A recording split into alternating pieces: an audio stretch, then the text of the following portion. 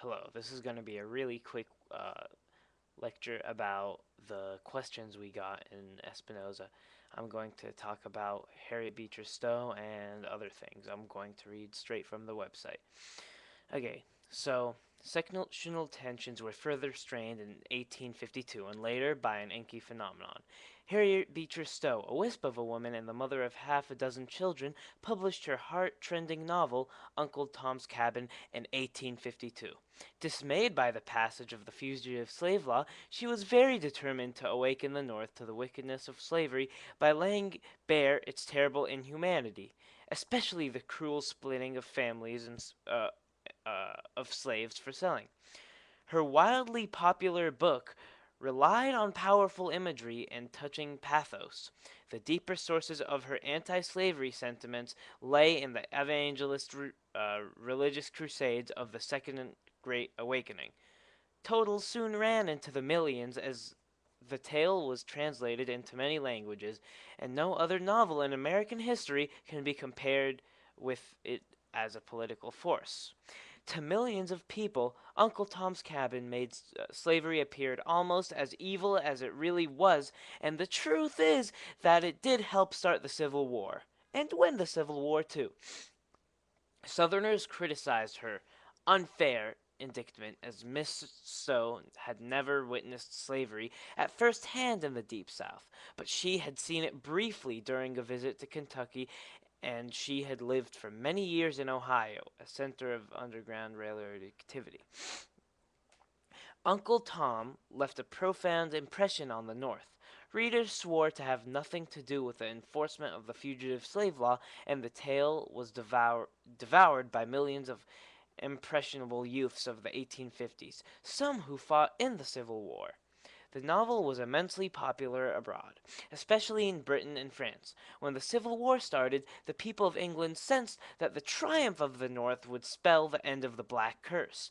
Government in London and Paris considered intervening for the South, but they realized that many of their own people would not support them. Another trouble brewing book appeared in 1857, 5 years after the debut of Uncle Tom. It was called The Impending Crisis of the South, written by Hinton R. Helper. Anyways, the rolling plains of Kansas had provided an example for the worst possible workings of popular sovereignty. My bad. Newcomers who ventured into Kansas were a motley lot. Most of the Northerners were just ordinary westward moving pioneers searching for riches, but some of them were working to make Kansas into free soil. The rest of this can be covered by the Bleeding Kansas. Let's keep on going. Okay, so now on to President Buchanan and his ridiculous presidency. So President Buchanan, by antagonizing the numerous Douglas Democrats in the North, hopelessly divided the once powerful Democratic Party. It had been the only remaining national party for the Whigs, were dead, and the Republicans were sectional. With the disruption of the Democrats came the snapping of one of the last important brands in the rope that was barely binding the Union together, Bully Brooks and his bludgeon. So Brooks killed a bunch of people in Kansas, and that's covered in Bleeding Kansas. And the House of Reps didn't do much about this.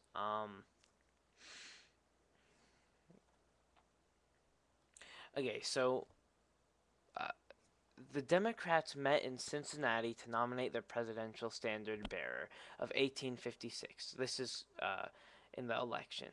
They shied away from both the weak-kneed President Pierce and the dynamic Douglas. Each was too indelibly tainted by the Kansas-Nebraska Act.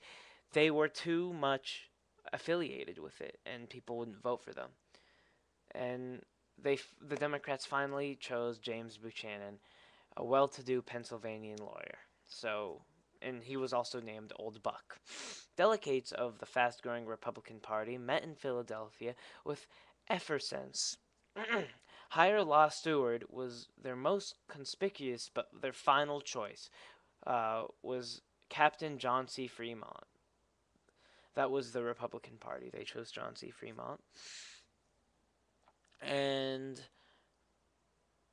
yeah, so nativists were Protestants as well, and they organized the Know Nothing Party, and they nominated Miller Fillmore, MF13, uh, anti-foreign and anti-Catholic. These super patriots adopted the slogan "Americans must rule American," uh, and remnants of the dying Whig Party. So they were crackheads. Republicans were behind Fremont with zeal, but mudslinging bespattered both candidates. Buchanan was assailed because he was a bachelor. The fiancée of his youth had died um, after a lover's quarrel, and Fremont was revealed because of his illegitimate birth. So they tried to appeal to the common man because Buchanan was kind of seemed like a common man. It was probably fortunate for the Union that secession and the Civil War did not come in 1856 following a Republican victory. Uh, so, yeah.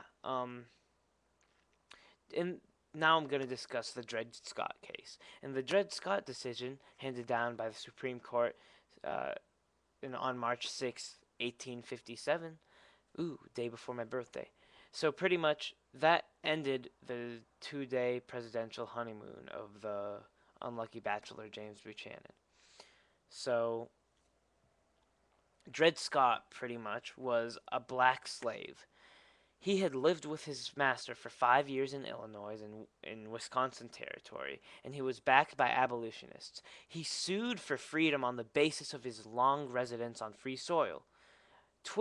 So he he escaped and he wanted to be free forever, but the Supreme Court said no, no, no, no, no.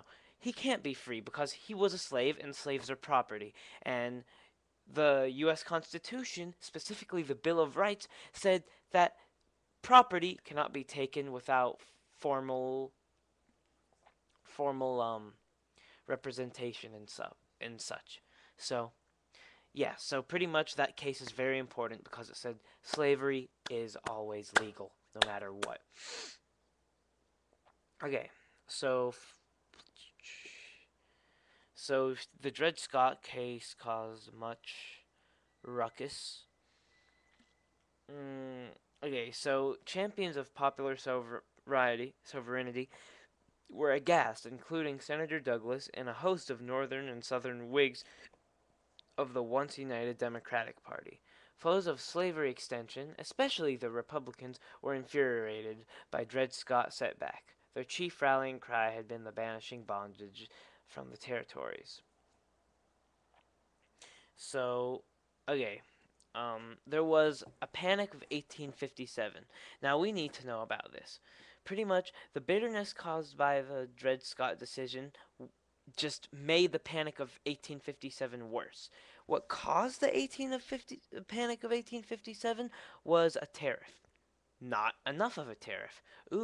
That made the North, it caused them to not be able to sell as many goods to the South. Now, the South had something called King Cotton, Cotton's King, and they all grew cotton, and they were good just by selling cotton. They had a good economy. However, the North, they couldn't sell stuff to the South because the South were getting cheaper stuff from New England. I mean, not New England, from regular England and regular France and all those other places. And it caused New England to not be able to sell goods. So there was financial distress in the North, especially, yeah. So now, okay, so that's about all I'll go for in this lecture. Thanks.